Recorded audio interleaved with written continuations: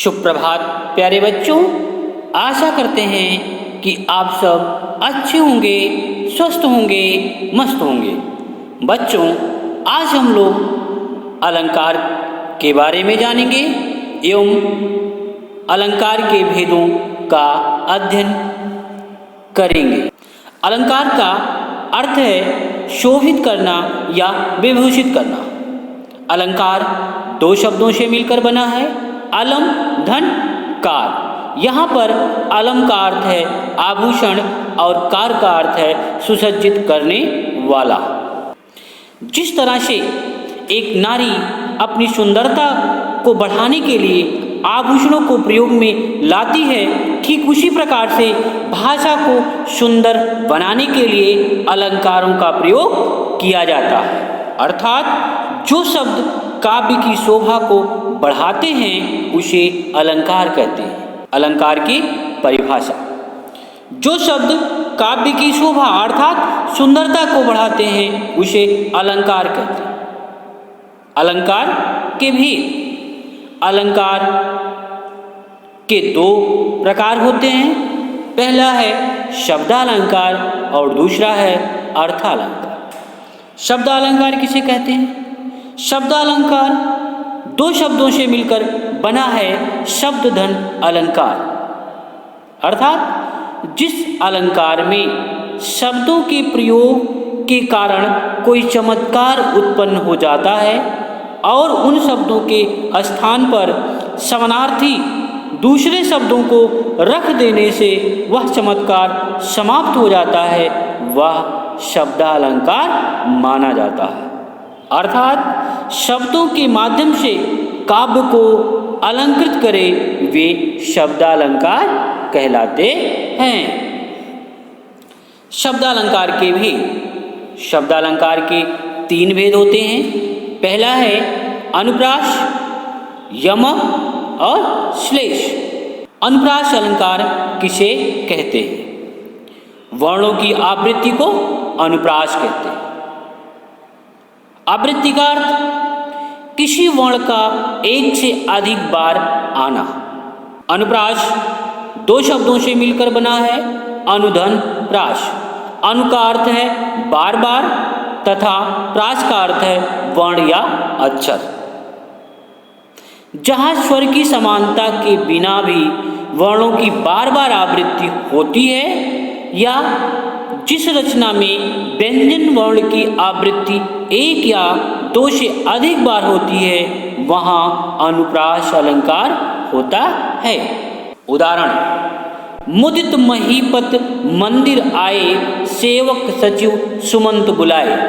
इस उदाहरण में यहाँ पर मुदित महीपत मंदिर आए, मुदित में मावर्ण, महीपति में मावर्ण, मंदिर में मावर्ण की बार बार आवृत्ति हुई है। दूसरे पद की अंतिम लाइन में सेवक सचिव सुमंत बुलाए। सेवक में शावर्ण की, सचिव में शावर्ण की और सुमंत में शावर्ण की बार बार आवृत्ति हुई है, अतः यहाँ अनुप्रास अलंकार है। अन्य उदाहरण: तरन तनुजा तट तमाल तरवर बहु छाए। इस उदाहरण में ता वर्ण की बार बार आवृत्ति हुई है। रघुपति राघव राजा राम, पतित पावन सीता राम। इस उदाहरण में भी राम वर्ण की बार बार आवृत्ति हुई है। कल कानन कुंडल मोर पखा, उर्पय बनमाल विराजत। यहाँ पर कावर्ण की बार बार आवृत्ति हुई है। अर्थात यहाँ पर उदाहरण 1, 2, 3 में टावर्ण की, रावण की, कावर्ण की बार बार आवृत्ति हुई है, अतः यहाँ अनुप्रास अलंकार है। बहुविकल्पी प्रश्न। आपका पहला प्रश्न है, अलंकार का अर्थ होता है। आपके विकल्प हैं का आभूषण, खा सौंदर्य, गा सुशोभित करना, घा गहना। तो बच्चों, आपका सही विकल्प क्या है? आपका अलंकार का अर्थ होता है। का आपका सही विकल्प है गा सुशोभित करना। आपका अगला प्रश्न है चारु चंद्र की चंचल किरणें पंक्ति में प्रयुक्त अलंकार की पहचान कीजिए। आपके विकल्प हैं का यमक अलंकार, ख श्लेष अलंकार, ग उत्प्रेक्षा अलंकार, घ अनुप्रास अलंकार। तो बच्चों आपने सही अनुमान लगा लिया होगा कि आपका सही विकल्प क्या है। आपका सही विकल्प है घ अनुप्रास अलंकार। आपका अगला प्रश्न है अलंकार से अभिप्राय है। आपके विकल्प हैं का किसी वस्तु, व्यक्ति या स्थान का नाम, खा काव्य की शोभा बढ़ाने वाले तत्व, गा उपमेय उपमान में समानता दर्शाने वाला गुण, घा इनमें से कोई नहीं। तो बच्चों आपने सही अनुमान लगा लिया होगा कि आपका सही विकल्प क्या है। आपका सही विकल्प है खा काव्य की शोभा बढ़ाने वाले तत्व।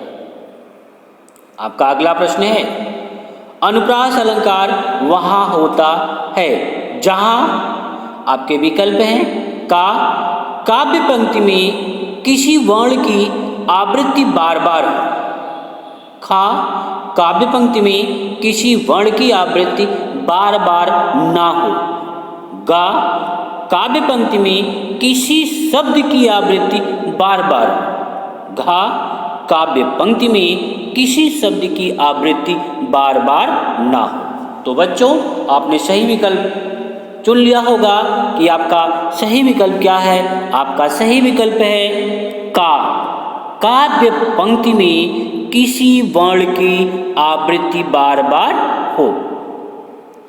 आपका अगला प्रश्न है रघुपति राघव राजा राम पतित पावन सीताराम पंक्ति में प्रयुक्त अलंकार है।